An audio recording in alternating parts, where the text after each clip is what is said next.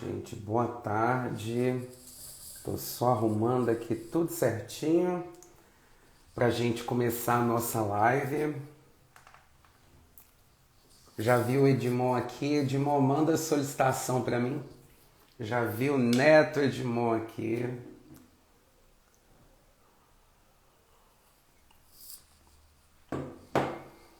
Deixa eu procurar você aqui, Edmon. Eu enviei solicitação. Agora me aceita aí.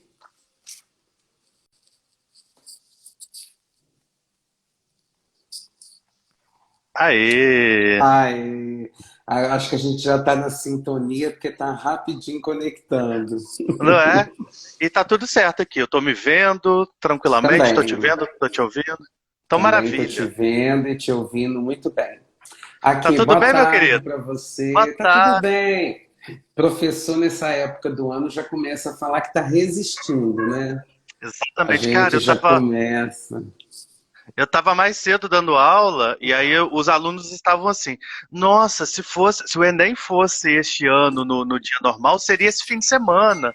A gente estaria louco Exatamente, com essa." E exatamente.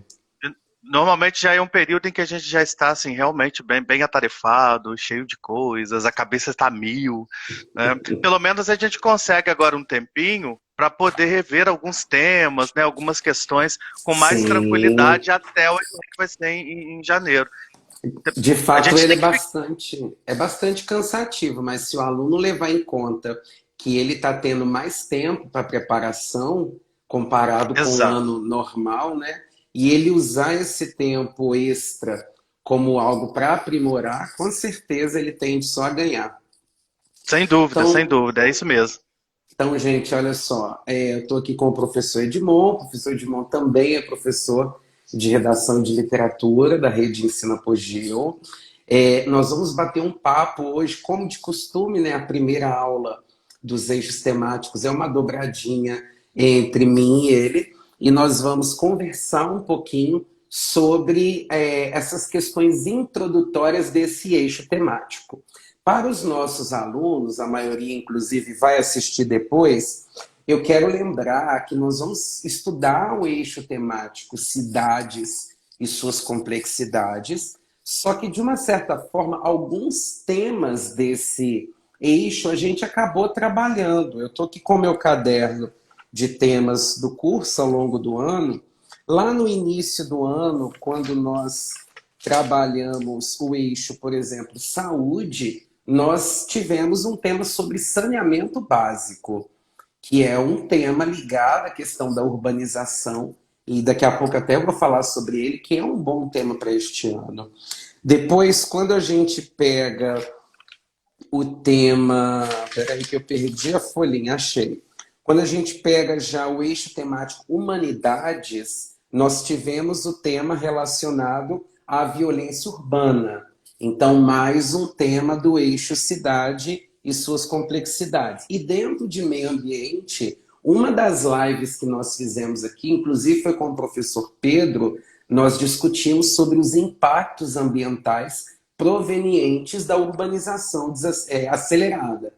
Ou seja, nós já tivemos três temas dentro desse eixo temático, né? A ideia agora é trabalharmos outras perspectivas. O material, se vocês perceberam na plataforma, ele está mais enxuto, porque normalmente eu e o Edmond, né, que elaboramos juntos o material, a gente coloca quatro temas de aula para dar em torno de mais dois ou três temas quinzenais, né? Esse eu decidi fazer menor justamente porque a gente já trabalhou alguns eixos aqui. E eu não sei se você concorda, Edmond. Esse é um eixo temático muito gostoso de trabalhar e muito acessível, né? Exato, exatamente. Quando a gente trabalha, por exemplo, mobilidade urbana, que é um tema que todos os anos a gente discute, e os alunos têm uma desenvoltura muito fácil, assim, Sim, né, com o sim, tema, gostam, têm muitas informações, e eu acho ótimo também que é um tema que a gente aprende muito, porque esses meninos estão muito, né, antenados com as questões relacionadas à cidade, enfim, vivem a sim. cidade contemporânea, então eles acabam trazendo informações para a gente que às vezes a gente não sabia. Isso é muito bom, assim. Eu gosto bastante do tema também e acho super Eu também relevante discuti-lo. gosto. E eu acho que se vier no Enem, é um tema bem tranquilo de ser desenvolvido, né? É um eixo temático Uhum. bem tranquilo de ser trabalhado. Uhum. Então, lembrando, nós já estamos com o nosso material disponível na nossa plataforma Educo, e o tema semanal também, o tema 18, também disponível na plataforma Educo. Esse tema que teve participação minha e do Edmond, que eu adaptei uma parte dele, em que a gente fala sobre a questão da moradia, né? A questão da moradia digna e moradia universal, que é uma discussão que vira e mexe vem à tona no Brasil. Olha só, a minha parte é mais curta, porque hoje quem vai falar mais é o Edmond. Nós vamos. Eu quero primeiro, já estou até aqui com o nosso material aberto, eu quero apontar alguns tópicos que estão nele, que eu acho que vocês poderiam ler, depois fazer a própria anotação, fazer o próprio fechamento e pegar algumas ideias, porque a gente já disse. Vocês devem se preparar para o tema de uma maneira mais ampla, porque se o aluno fica se preparando, pensando nos vários possíveis temas, além de ele não conseguir fazer, abarcar todos os temas, que é uma coisa impossível, né? Porque muitos são os temas, vocês também podem ser pegos de surpresa e se sentirem desconfortáveis no dia. A ideia, então, nós estamos trabalhando o eixo temático cidades e suas complexidades. Escolham repertórios que vocês acham que consigam adaptar no dia da prova. E a gente não está falando aqui de decoreba, de coisas artificiais, aquelas redações de montagem, não. Nós estamos falando de você ter propriedade sobre um repertório e tomar para si a rapidez, a agilidade, a desenvoltura que vocês precisam executar lá no dia, né? A gente brinca falando que o Enem não é um concurso literário, é uma prova de resistência que precisa, Perfeito. no caso de você, candidato, de agilidade, astúcia e expertise. E essa expertise começa nisso que nós estamos fazendo aqui, que é a preparação. O primeiro tópico do nosso material o primeiro texto. É um texto que eu achei bastante interessante, a escolha do professor Edmond, e eu acho que vocês deveriam utilizá-lo como um possível repertório coringa para temas relacionados às cidades, que é o Estatuto da Cidade. Depois eu acho que vocês devem ler um pouquinho, fazer um fichamento e trabalhar o Estatuto, porque vocês podem usar o Estatuto da Cidade na parte introdutória, como possivelmente um repertório da introdução, ou até mesmo lá no argumento, quando vocês forem falar de um problema X que o tema da redação trouxer, seja ele um problema ligado a saneamento, seja um problema ligado à mobilidade, seja problema ligado à violência e tal, vocês podem contrastar com aquilo que o Estatuto das Cidades afirma como direito e como aquilo que deveria ser executado. E da mesma forma, vocês até podem utilizar o Estatuto da cidade na sua proposta. Quando você for elaborar, por exemplo, um detalhamento, você pode inserir os preceitos do Estatuto da Cidade numa explicação ou numa justificativa de um dos elementos da proposta. Por isso eu acho interessante que vocês guardem. É basicamente Estatuto das Cidades. Quando se diz estatuto, nós estamos dizendo de um conjunto de regulamentações que visam trazer direitos e deveres de um dado grupo ou de um dado algo. Nós estamos aqui falando, então, de um conjunto de preceitos que visam ao bom funcionamento e à democratização do acesso ao espaço urbano, que é algo tão discutido, que é algo tão falado, principalmente nessa época de eleição que nós estamos vivenciando, que é o momento em que as deficiências das cidades viram pauta de discussão, principalmente porque nós estamos falando de eleições de âmbito municipal. Eu Uhum. anotei aqui para vocês podem dizer que é um documento elaborado em 2001. Ele foi criado com o intuito de ampliar dois artigos da Constituição Federal Brasileira. Então, vocês podem dizer que ele tem como base a Constituição, assim como qualquer estatuto. Não é à toa que nós temos a denominação, o epíteto, né, de Carta Magna, porque ela, de fato, é orientadora para a formulação das legislações. E aí vocês podem dizer que um dos preceitos que o Estatuto das Cidades destaca é a função social das cidades. E o que é a função social? Preza-se por uma gestão que democratize o acesso aos bens e aos serviços que a cidade oferece, que ofereça qualidade de vida e que responsabilize vários agentes sociais, iniciativa pública, iniciativa privada, a iniciativa independente, como as ONGs, como de fato protagonistas para a formulação de uma urbe adequada para se viver. Então, fica aqui o Estatuto das Cidades. Eu acho que é fácil de vocês falarem, é um bom repertório e eu acho interessantíssimo para trabalharem dentro disso. Sobre o Estatuto, você quer fazer alguma consideração, Edmond? Quero sim, eu só queria fazer complementar a sua fala, que eu nem coloquei no material, não me lembrei na hora, mas como você citou, por exemplo, as eleições municipais, eu pensei no plano diretor também, que é um documento Sim. importante, né, que talvez não esteja no nosso material, mas é importante falar isso também, porque ele precisa de revisão permanente, é um documento que vai reger todas as decisões que são tomadas para a cidade, né, a partir das prefeituras, né, municipais, e que consta, né, nos princípios da formulação do documento a própria participação popular. Então, assim, quanto mais a gente se engaja, quanto mais a gente participa nas decisões e procura participar das decisões que são tomadas, né, pelas prefeituras, pela Câmara Municipal, é importante porque a gente também está dentro dos princípios democráticos. Então, o plano diretor é importante também e normalmente ele faz ele faz menção direta ao próprio Estatuto da Cidade, que é o documento maior hoje que rege as questões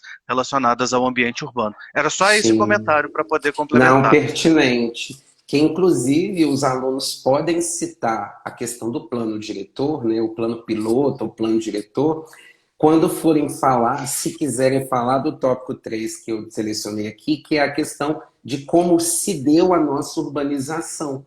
Né? Porque na Uhum. maioria das cidades, os planos diretores foram elaborados após o crescimento das cidades, ou seja, houve toda uma desregulamentação das nossas cidades, né, de uma forma geral. Então, fica aqui para vocês o nosso primeiro ponto, que está no nosso material, como dica de repertório, para você que é nosso aluno e para você também que está hoje nos assistindo como convidado, uma dica de repertório para a gente discutir, sim, sobre os problemas da cidade. Um segundo ponto que eu quero destacar, que também está no nosso material, para contextualizar vocês, ele está na página 3 do nosso material, é o tópico de saneamento básico. Nós não escolhemos como tema específico dentro desse eixo, porque, como nós já dissemos, o saneamento básico ele foi trabalhado dentro do nosso recorte de saúde. Mas eu chamo a atenção porque nós tivemos esse ano a aprovação do novo marco legal do saneamento básico. E a gente já viu em outras edições do Enem que a prova teve uma pegada de escolher os temas de acordo com discussões do âmbito político, com projetos de lei discutidos ou aprovados. E esse novo marco do saneamento básico, um dos objetivos dele é universalizar, ou seja, tornar totalmente acessível o acesso ao saneamento básico até 2033. E uma das características desse novo marco de saneamento básico, que foi algo inclusive muito discutido, né, foi polarizado ainda quando se estava em debate, é que ele abre espaço para a entrada da iniciativa privada no que diz respeito aos serviços de saneamento básico. E aí vocês devem se lembrar de que quando a gente fala de saneamento básico, nós estamos falando de 4 pilares. Nós estamos falando de lixo e suas complexidades, esgoto, potabilidade hídrica e captação de água fluvial. quatro problemas que constantemente, eu vou chamar de problemas porque não deveria, mas quatro problemas que constantemente causam muito mal-estar aos brasileiros. São doenças, são mortes. E aí eu quero até que os alunos se lembrem de um dado que eu dou da Organização Mundial da Saúde, que é um dado fácil de guardar. Estima-se que a cada R$ 1 que se investe em saneamento básico, se economizam R$ 4 em saúde. Ou seja, existe uma relação diretamente proporcional, né? Quanto mais se investe em saneamento, mais se economiza na saúde pública. E aí vale lembrar de doenças que nos assolam já há décadas, como a dengue, por exemplo. Na verdade, todas as doenças, né, que são provocadas pelo Aedes aegypti, a diarreia, que é algo que matava, eu me lembrei do poema brasileiro, né? É algo que matava no final do século, no meio e final do século passado. Então nós já perdemos e ainda vamos perder, infelizmente, muitas vidas por conta da falta de saneamento básico. Então não deixem de estudar esse assunto. Quem não fez redação sobre saneamento básico lá no início do ano, tratem de escolher, de pegar esse tema, façam como tema extra, mandem para os nossos corretores, porque é realmente um tema bem quente para esse ano, porque, como eu disse, ele se desdobra. Então pode vir lixo, mas se a gente pega lixo, o Enem pode trazer como base o lixo, o plástico, o lixo industrial, o lixo eletrônico. Então, tem vários outros possíveis recortes sobre água, desperdício, o mau uso hídrico por parte da iniciativa privada, das empresas de forma geral, a consciência coletiva sobre a água. São vários os possíveis recortes, por isso que se preparem para um possível tema, dadas as discussões governamentais desse ano. O terceiro tópico que está no nosso material, para contextualizar vocês, agora a gente já cai num infográfico que o Edmond escolheu, que eu achei muito enriquecedor, muito bacana, falando sobre a história da urbanização brasileira. Ele está na página 4. Deixa eu tomar meu café, senão vai esfriar. Não deixa esfriar o café, não. É um assunto que eu acho que muitos de vocês falariam em temas ligados a saneamento básico, que é a questão da nossa urbanização. Toda vez que a gente vem com algum tema de cidades, alunos vêm com aqueles clássicos repertórios históricos de urbanização. O que é, claro, né, gente, nenhum problema, porque o Enem não dá ponto por originalidade. Até porque ser original no universo de milhões é algo um tanto quanto impossível de acontecer. Mas eu tenho um certo receio de esse repertório aparecer na coletânea e vocês ficarem um pouco desprevenidos quanto ao que diferente vocês poderiam colocar. Eu acho válido, sim, vocês terem esse repertório histórico-geográfico em mãos, mas eu acho arriscado tê-lo simplesmente como a única possibilidade de repertório para esse assunto. E aí eu destaquei aqui o fenômeno da industrialização brasileira. Vocês podem começar por ela, vocês podem citar principalmente o final da primeira metade do século passado, envolvendo o segundo mandato de Getúlio, já depois indo para JK, tá? Vocês podem me trabalhar. Edmond, você está me ouvindo direitinho? Você está travado aqui para mim? Não, tô te ouvindo perfeitamente. Tá, A minha, então a pode minha ser minha internet, internet. de vez em quando você trava também, mas a sua voz continua, então tá tranquilo. Ah, então menos mal. Então, voltando, vocês podem escolher o fenômeno da industrialização. Na realidade, vocês vão escolher políticas desenvolvimentistas ao longo da República Brasileira. Então, a industrialização é um bom fenômeno. Eu vou perguntar às pessoas se está travando para mais gente. Vou perguntar, gente, vocês que estão assistindo, a live está travando para vocês? Respondam para mim aqui no bate-papo, porque o Edmond tá travadinho aqui para mim. Eu vou sair do meu Wi-Fi no computador, de repente ajuda. Eu estou fazendo pelo 4G, porque minha internet também ela é intermitente. Deixa Para eu... a Larissa disse que não tá, não. A Tainara também falou, então tá bom. Eu pensei que estava travando, então tá de boa. Edmond, se você quiser entrar pelo seu 4G, talvez seja melhor. eu vou tentar fazer isso. Tudo bem.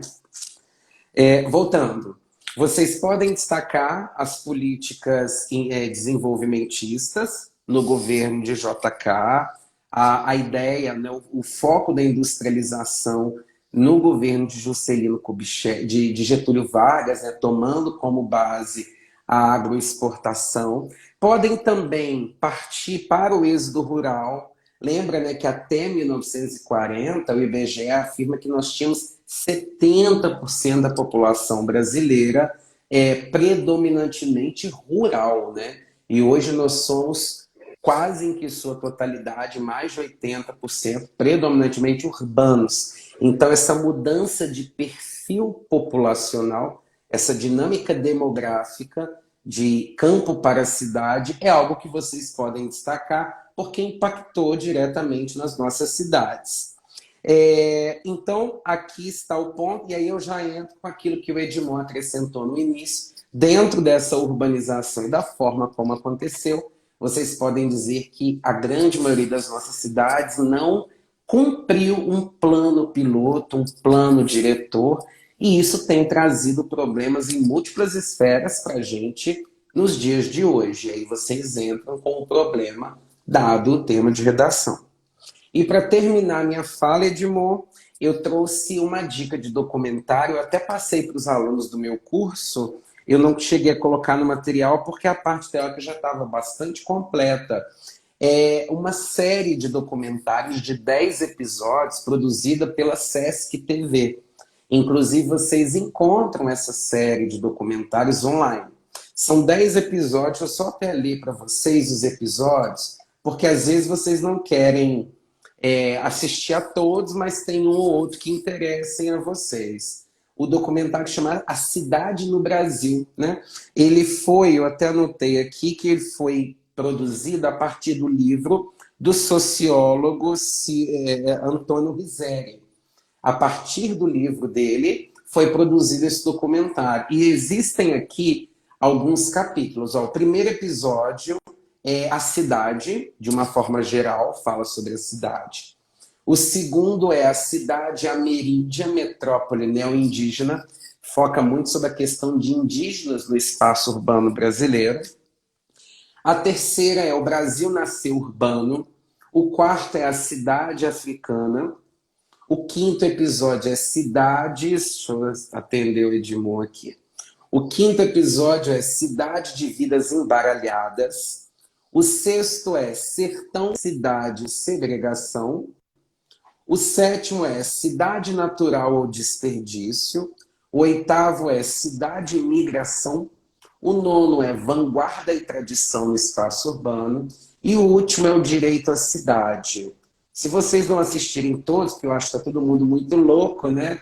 Eu acho que esse último ele é muito bom, direito à cidade. O primeiro que fala de cidade de uma forma mais ampla e o de vanguarda e tradição que trabalha as mudanças e as dinâmicas locais, tá? Fiquem a dica aí. Alguém falou que sumiu. Mas já voltei. Oxi, gente, sumiu. Não, o Edmond já voltou, né? Então deve ser a galera que é sua, Edmond. Qual que Então é aqui o... nós... Qual que é o Pode nome do falar. documentário? Nome do Chama documentário mesmo? A Cidade no Brasil. Ele tem Hum, disponível no site do Sesc TV. São 10 episódios. ótimo, que eu não conheço. Olha, estão avisando que a minha imagem está travando. Ela tá um pouquinho travada para mim também. Então, será que eu acho que pode ser a minha internet, não a sua, Edmond? É. Bom, pelo menos eu já terminei a minha parte. Agora pode começar a sua aí, gente. Se o Edmond ficar intermitente, vocês avisam pra gente aqui nos comentários, tá? De- Edmond, é com você. Obrigado, querido. De qualquer maneira, deu para ouvir tudo perfeitamente o que você falou. Uhum. A sua imagem, de Menos vez em mal. quando, então, tá tudo ok.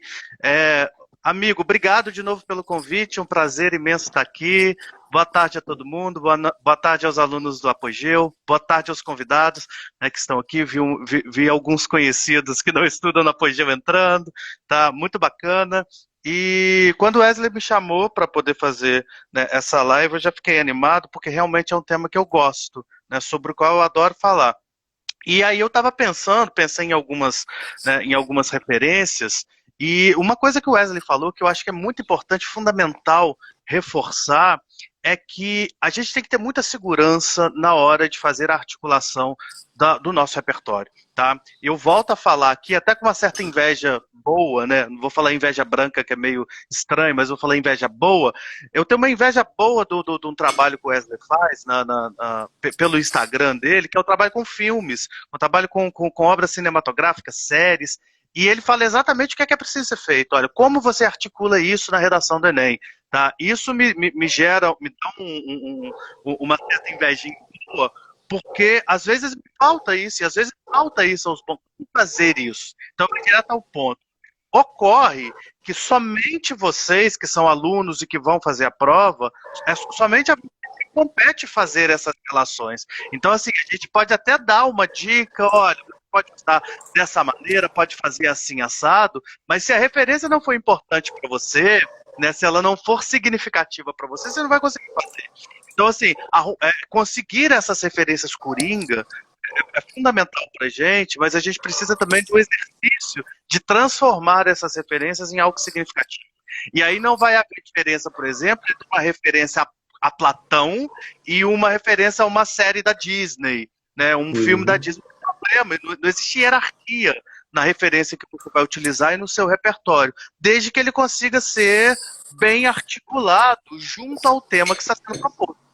Eu acho que não custa reforçar isso. Até porque as referências que a gente traz, né, que a gente leva para vocês, são sempre referências que dizem respeito ao nosso gosto particular, né, aquilo que a gente vai assistir em casa no final de semana, pensando às vezes em descansar, mas a gente está pensando em montar uma aula. Né? Então tudo que a gente assiste, a gente está meio que mapeando para poder trazer para vocês na aula de redação e oferecer o melhor que a gente pode, né, dentro daquilo que a gente também gosta, de entretenimento, etc, etc. Tá bom? Bom, e aí, antes de entrar propriamente no material que a gente tinha preparado, que a gente preparou em conjunto, né, quando a gente fala de cidades e suas complexidades e suas particularidades, tá, a gente poderia até num primeiro momento, para poder pensar em alusões históricas, em retomadas históricas possíveis para o nosso texto, né, pensar na própria origem da palavra, né, cidade, que vem de Titá,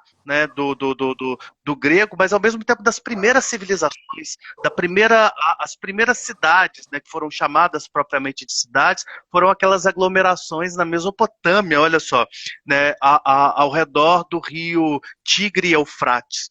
Só para a gente recuperar algumas informações que podem ser úteis. Então, o nascimento das cidades. Se a gente for para a Antiguidade Clássica, a gente pode pensar na Grécia, né, nas cidades gregas, né, no que foi desenvolvido em torno da filosofia, no que foi desenvolvido em torno do esporte, do corpo, da importância que o corpo teve para Esparta, da importância que a filosofia teve para Atenas, mas ao mesmo tempo pensando no espaço das ágoras, né, que eram espaços em que as pessoas iam para poder debater os assuntos públicos, né? A ideia de república, de coisa pública, né? Que os latinos vão chamar de res pública, tem a ver com a ocupação do espaço urbano, a ocupação desse espaço que é comum a todos. Então é importante às vezes recuperar algumas noções, algumas referências históricas, né? A própria democracia grega, estou vendo aqui, né, alguém comentar, sim, isso tudo tem a ver com o modus operandi ou com a maneira como o funcionamento das cidades, desde o seu nascimento até a gente poder pensar, até para a gente poder pensar a contemporaneidade. Se o Wesley mencionou o fenômeno do êxodo rural, enfim, que é algo mais recente na história brasileira e na história do Ocidente, mas a gente pode pensar no inverso, né? O primeiro fenômeno de êxodo urbano se deu com a queda do Império Romano, né? Pela primeira vez há uma dispersão, há uma dispersão contrária, né? Das zonas urbanas, as pessoas vão viver, né, nas zonas rurais, e aí por um longo período da Idade Média vai ser essa lógica que vai prosperar até o renascimento comercial, que aí o desenvolvimento, né, das sociedades passam a acontecer de novo, né, dentro do ambiente urbano. Se pensarmos também, né, em doenças que acometeram, né, os espaços urbanos, a gente vai pensar na peste negra, tá? Uma coisa que o Wesley comentou que é importantíssima é a relação possível que esse tema tem com as questões ambientais, com as questões sociológicas e com as questões humanas. Então, talvez seja um dos temas em que essa relação entre os eixos temáticos principais, né, da redação do Enem dialogam entre si de uma maneira muito, muito explícita. Então a gente poderia pegar, a gente poderia alfinetar algumas, né, algumas referências, pincelar, melhor dizendo, algumas referências da história para poder pensar a ideia de cidade e suas complexidades. Né? Uma vez um escritor chamado Mário Vargas Llosa, né, latino-americano, eu não me lembro agora o país exato, mas ele faz uma leitura dos Miseráveis, do Victor Hugo, né, e diz que Os Miseráveis é praticamente uma história sobre o excremento humano, a maneira como a ausência de saneamento básico gerou aquele monte de problema, né, com relação à saúde. Então é uma história que transcorre em torno de um problema de saúde, que é a ausência de saneamento básico, e a doença que os miseráveis eram acometidos a partir de então. Então é uma leitura interessante que pode ser feita de um dos clássicos da literatura, né, ocidental. Bom, e aí chegando mais particularmente no nosso material, eu trouxe aqui a referência ao Cortiço, né, que é uma obra do naturalismo brasileiro, publicada no final do século XIX, pelo Aloysio, as fundamentais, né, do século XIX, né, do século XIX, né, no Brasil, e que sofreu muita influência francesa, sobretudo no final do século XIX, e que é uma história em que a gente pode até discutir em que medida o próprio cortiço, a própria formação dos cortiços e das periferias urbanas brasileiras, né, como se o próprio cortiço, na história, fosse um personagem, não um espaço. Há toda uma discussão em torno, né, dessa história ter como personagem principal, ter como protagonista o próprio espaço, que é o cortiço, em que, né, o autor ele aborda as questões de modo muito, muito positivista, né, uma herança até, né, dos próprios franceses, né, isso está estampado na nossa própria bandeira nacional, né, o Ordem em Progresso é um dos pilares do positivismo do Augusto Comte, do final do século XIX, e que isso influencia de maneira muito, né, muito forte essa corrente da literatura chamada naturalismo. O naturalismo vai se ocupar, né, de algumas patologias, ou ditas patologias, né, que acometiam as pessoas. E a desigualdade social, né, a ausência, né, de direitos fundamentais, sobretudo no contexto pós, né, abolição da escravatura e chegada de imigrantes, né, de Portugal e de diversos países europeus no Brasil, isso vai gerir as relações interpessoais num espaço completamente tomado pela ausência de direitos fundamentais, que é o espaço, né, dos cortiços. Os cortiços eles vão começar, né, a se disseminar pelo centro do Rio de Janeiro, né? Assim, então, eles saem do centro da cidade do Rio de Janeiro e vão chegar até aos morros cariocas, que hoje são chamados né, de favelas. Com relação às favelas, eu vou falar um pouco adiante, mas só para retomar aqui o Cortiço, acho que é muito bacana essa obra ser usada, né, para se pensar exatamente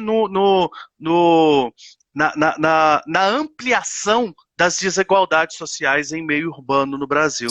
Então, retomar uma obra, né, clássica, uma obra canônica da literatura brasileira na nossa redação e criar essa relação essa obra, por exemplo, é quase que um arquivo, né, da história da urbanização brasileira, né? Eu posso entendê-la, embora esteja no espaço da ficção, eu posso entendê-la como um grande arquivo, né, desse processo de urbanização brasileira que acontece de uma maneira sem planejamento, né? A gente tem N exemplos de cidades que foram, né, muito bem planejadas, né, pelos estados, pelo poder público, né, até mesmo pela parceria público-privada, mas a gente vê que no Brasil, de maneira geral, pouquíssimas são as cidades, né, que foram planejadas. Se eu penso aqui rapidamente, eu vou pensar em Brasília com projeto piloto, mas de maneira geral, as nossas cidades, elas crescem de modo desordenado, sobretudo por conta da nossa brutal desigualdade social, que vai relegar determinada parcela da população a determinados espaços, certo? Então, Brasília, isso, exatamente, a Tainara está falando aqui. E o Cortiço, então, ele nos dá um exemplo muito significativo, né, do final do século XIX, como que a cidade do Rio de Janeiro era um exemplo dessa desordenação, né, do ponto de vista do crescimento, né, urbano brasileiro. Eu acho que é um exemplo chave para a gente poder, uma chave de leitura, inclusive, para a gente poder entender isso, né, de uma maneira, inclusive, lúdica, porque o texto é maravilhoso. O texto da Luísa Azevedo é sensacional, assim, ele é muito expressivo, não é uma leitura, né, não parece um texto muito próximo do realismo, né, que é aquele texto com excesso de descrições, né? Ele tem umas descrições, mas muito, né, ele escreve de um modo muito particular e que nos chama atenção e que nos prende. É uma leitura muito ela exerce esse poder sobre nós, sobre os leitores. Então eu acho que é uma leitura boa para se fazer. Embora eu sei que não há muito tempo para isso, né? Assim, até o Enem a gente está à procura de referências, às vezes, que possam ser muito objetivas para a gente, ali, que possam atender as finalidades da nossa redação do Enem, mas fica também como uma sugestão de leitura para vocês fazerem aí, né, após o Enem. Bom, para quem curte a literatura, naturalmente. Bom, o segundo exemplo aqui é um texto de um escritor brasileiro que se chama Sérgio Rodrigues. Ele escreve esse texto para a revista Veja, trazendo uma curiosidade, né, que tem a ver com literatura também. E aí, claro que eu trago sempre, puxo sardinha para o meu lado, para a literatura, mas ele é uma curiosidade muito interessante, porque ele traz a obra Os Sertões, do Euclides da Cunha, como essa referência principal para pensar a origem da palavra favela, tá? Sobre a qual eu comentei anteriormente. A obra Os Sertões, de Euclides da Cunha, também é um clássico da literatura, tá? É uma obra difícil, ela já é mais difícil de você enfrentá-la, tá? Ela tem 3 partes, né? A terra, o trabalho e a guerra. A guerra é o mais importante, tá? Se vocês não quiserem entender as 2 primeiras partes, vão direto para a guerra, que é a parte em que o bicho pega. A história de Canudos, né, que é uma pequena cidade, né, baiana, em que é espaço para a peregrinação da figura do Antônio Conselheiro. Tá? Então vai haver uma perseguição à figura do Antônio Conselheiro, né, tido como um Marte, né, quase que um Jesus Cristo, tem uma ideia muito próxima de um messianismo religioso na figura de Antônio Conselheiro, que vai ser perseguido, né, pelos militares da época do estado da Bahia, e vai haver uma guerra sangrenta. Canudos, né, como vocês bem sabem, vai sair arrasada, né, dessa guerra. E o Sérgio Rodrigues comenta, num texto muito curto, né, assim, é um texto muito fácil de ser lido, que na cidade de Canudos havia uma região estratégica, que ela era mais alta, tá, em que foi chamada de favela por conta de uma planta, né, tem um nome científico para essa planta, que se chama favela, e que deu o nome, gerou esse lugar, né, para a chamada hoje primeira favela. Então a primeira favela, o registro está numa obra literária que é Os Sertões de Euclides da Cunha. Posteriormente, o nome foi usado no começo ali do século XX, já 1906, mais ou menos. A obra do Euclides da Cunha é de 1900, e em 1906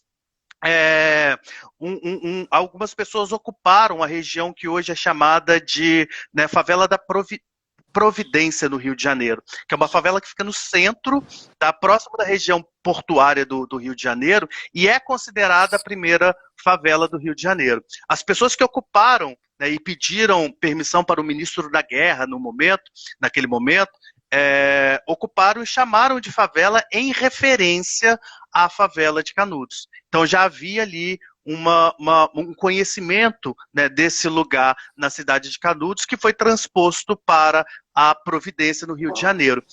E aí o substantivo se tornou, né, usual, se tornou um substantivo comum, tá?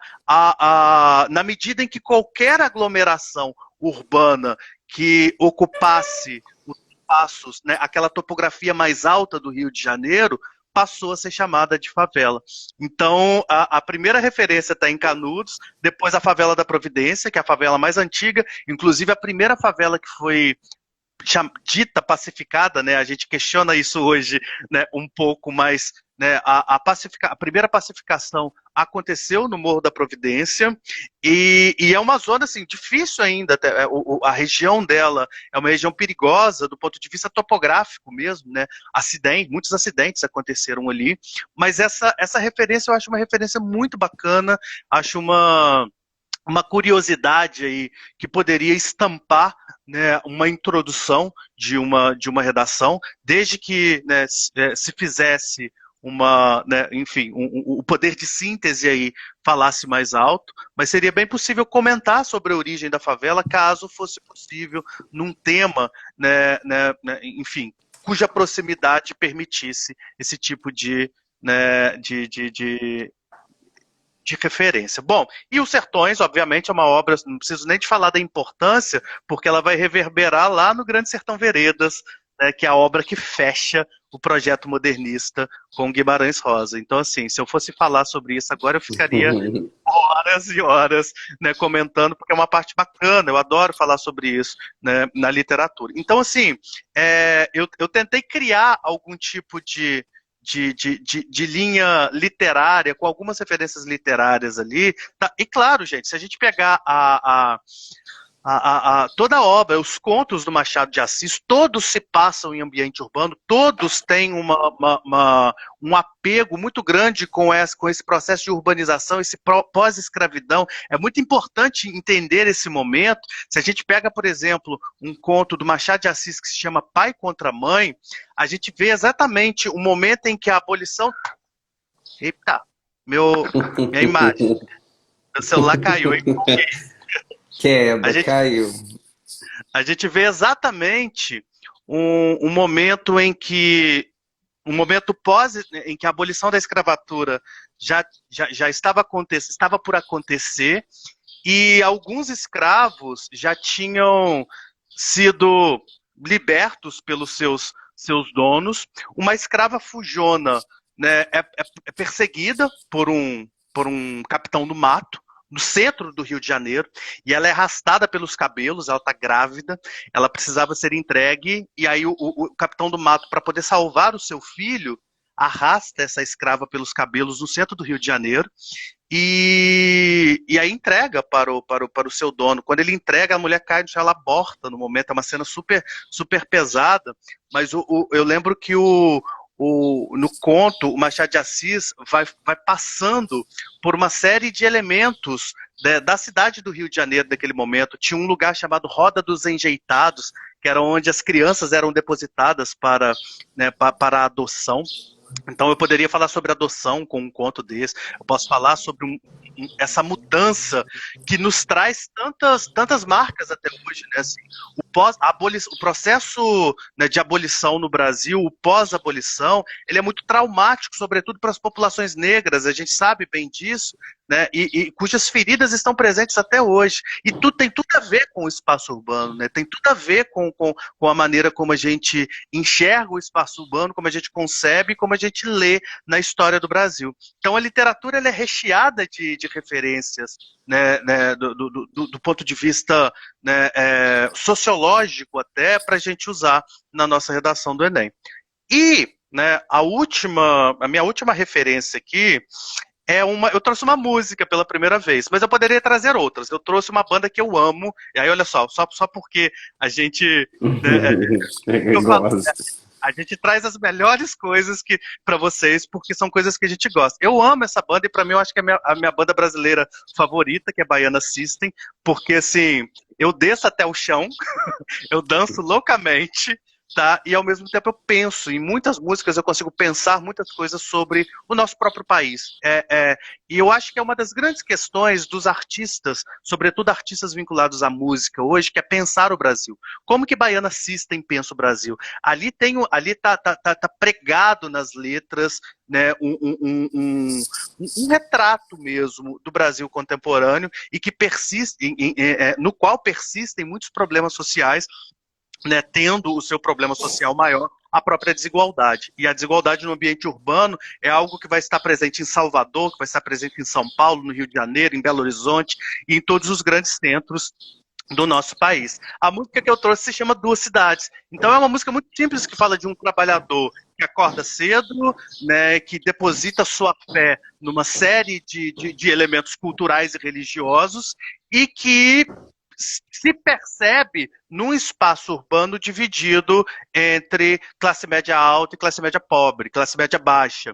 Então a música vai falar, né, dizem que cidade que você se encaixa, cidade alta, cidade baixa, e esse cidade alta, cidade baixa é ambíguo, né? Você fala de cidade alta, da cidade mais rica, cidade baixa, cidade mais pobre, ou o que né, a própria topografia de Salvador também, né, nos permite inferir isso. Salvador tem né, o elevador Lacerda, que divide a cidade alta, a cidade baixa. Na cidade baixa eu tenho os mercados, na cidade alta eu tenho um pelourinho, mas ao mesmo tempo tem especulação imobiliária. Então tem muitas coisas acontecendo, né, na cidade de Salvador que nos permite pensar na ideia de desigualdade socioespacial no ambiente urbano. Então a banda Baiana System tem pensado isso com 3 discos. Os 2 últimos discos são geniais, geniais.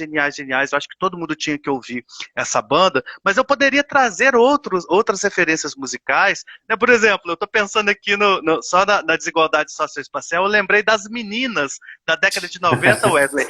Não fala de ir até o chão com essa não, hein? Exatamente. É da nossa época de descer até o chão. E a gente descia até o chão numa música que falava sobre desigualdade socioespacial, né? Assim, Uhum. o de cima sobe e o de baixo desce, né? Analisando essa cadeia hereditária, quero me livrar dessa situação precária, onde o rico cada vez fica mais rico e o pobre cada vez fica mais pobre. É um axé, uma música, essa banda é perfeita mesmo. É um axé que nos faz. Quer dizer, eu era criança na época, então eu não estava pensando em desigualdade social. Mas assim, a gente cresce e a gente vai descobrindo algumas coisas, né, que poderiam. E eu já vi essa música, inclusive, em redações sobre. Né, Ô sobre... Edmond, você falou dessa música do Baiana System, me lembrou Cidadão, que o Zé Ramalho canta, que também Maravilhoso. você foi explicando essa música que eu não conhecia, aí eu me lembrei de Cidadão, eu falei, gente, ela também remete à desigualdade e ao não acesso do cara que participou da construção de algo, mas que não pode usufruir aquele algo, né? Maravilha de lembrança, que é tá vendo aquele prédio, moço, eu ajudei a Uhum. fazer. Tá vendo aquela escola, moço, eu ajudei a Que a filha levantar. dele não pode estudar. E a filha dele não pode estudar. Mas, nossa, até arrepiei, Wesley.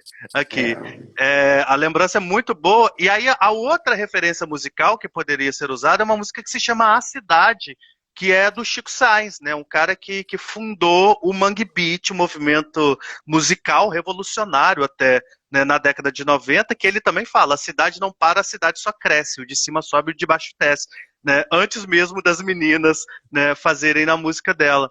Então, toda a obra, aliás, do Chico Sainz é uma obra que nos permite pensar o espaço urbano com suas complexidades. Ele está pensando especificamente a região dos manguezais ali em Recife, né, Pernambuco, mas ao mesmo tempo isso a gente poderia transpor para a realidade de outras metrópoles e de outras situações possíveis, né, dos espaços urbanos brasileiros. Então, acho que, né, com Baiana System, com as meninas, com Zé Ramalho, com Chico Sainz, né, a gente também tem referência, porque é difícil aparecer música na redação do Enem, né? Sim, Eu, nas eu, letras. eu insisto, às vezes, um pouco com a questão musical, mas eu vejo muito pouco. E às vezes a gente pode ter pega um recorte de uma música, enfim, de algum verso da música, leva para o título. Né? O título não é obrigatório, mas se a gente vê um título bacana, né, faz esse recorte de uma letra de música e joga para o título. Porque eu acho que dá por exemplo, como corretor, enquanto corretor, quando eu olho um título criativo, um recorte de uma obra, de uma letra, eu já olho aquela redação com outros olhos. Sim. Né? Mesmo que não seja uma obrigação ter título, eu gosto de estimular os alunos a pensar, né, em possibilidades de título, e eu acho que com letra de música a gente consegue, né, facilitar um pouco esse processo. Sim. Amigo, Bom, eu acho acho que é isso que deu, eu tinha né? para contribuir. A gente conseguiu, enquanto você fala, eu estou acompanhando o nosso material aqui. A gente conseguiu explicar para os alunos os principais pontos, né? Então, reforçando para vocês, olha, estudem esse texto sobre o Estatuto da Cidade, deem uma lidinha sobre o saneamento básico. Eu volto a dizer que é um bom tema para esse ano. A questão da urbanização, eu acho que o aparato histórico geográfico que vocês têm já vai ajudar bastante, mas não contem apenas com esse repertório. E o Edmond veio com essa parte artística, né? Eu falo artística englobou música e literatura, bem interessante. Se possível, dê uma olhada nessa série As Cidades do Brasil, que está lá na página do Sesc TV, tá? O Cortiço, eu achei a sua apresentação muito bacana, porque eu acho que vários temas saem de um cortiço, né? Várias possibilidades. Eu lembro Uhum. uma vez, Edmond, que eu analisei com os alunos em sala um texto que foi nota, não é nota máxima, mas ele foi considerado um texto exemplar da Unicamp, da FUVEST, Uhum. que falava sobre consumismo. A coletânea da prova era uma imagem de um shopping e aí tinha pessoas passeando com sacola para lá e para cá. Aí a campanha dizia o seguinte: eu aproveite o melhor do mundo com o cartão de crédito X. E aí o aluno fez uma comparação mostrando como o espaço determina o comportamento, falando do cortiço, né, as casinhas, e ele assimilou as casinhas do cortiço com as lojas de um shopping. E aí ele foi Perfeito, trabalhando essa perfeito. massificação do espaço, que é bem determinista, né? Bem da época, uma coisa bem Conte aí. E foi muito Perfeito. interessante, é bem legal. Eu acho que é uma obra muito versátil, né? E mais do que isso, os alunos falam, não tem tempo, amiga, você vê série. Quem vê série Uhum. lê livro, né? Quem Uhum. vê Uhum. série lê livro. Porque Uhum. é uma outra forma de ter contato com a arte. A gente nunca Claro. condena uma arte específica, mas na verdade a gente aconselha que vocês tenham contato com as diversas manifestações. Inclusive vai ser bom para vocês mesmos. Com Edmond, muito certeza. obrigado pela sua disponibilidade, muito obrigado pelas palavras, Meu tá? querido, eu Muito que obrigado por agradeço. você ter aberto espaço na sua agenda para a gente. Que isso? De forma meio forçada, né? Mas já tá pronto, você vai. Não, vambora, vambora. É um prazer imenso estar aqui, tá? Sempre. Aqui, um abraço para todo mundo e para os alunos, mais uma vez, lembrando, o material disponível na plataforma do Que Mágico, só vocês pegarem e aguardar a próxima live. Semana que vem é feriado, então nós não vamos nos encontrar, só na outra segunda em que a gente vai falar sobre o que a gente acabou de falar agora, as cidades brasileiras, espaço de desigualdade social. Nos vemos até lá, Edmond. Beijo imenso para você e boa semana, tá? Beijo, querido, pra Tchau, você também. tchau. Tchau para todo Tchau. mundo, gente. Tchau, Abraço. gente.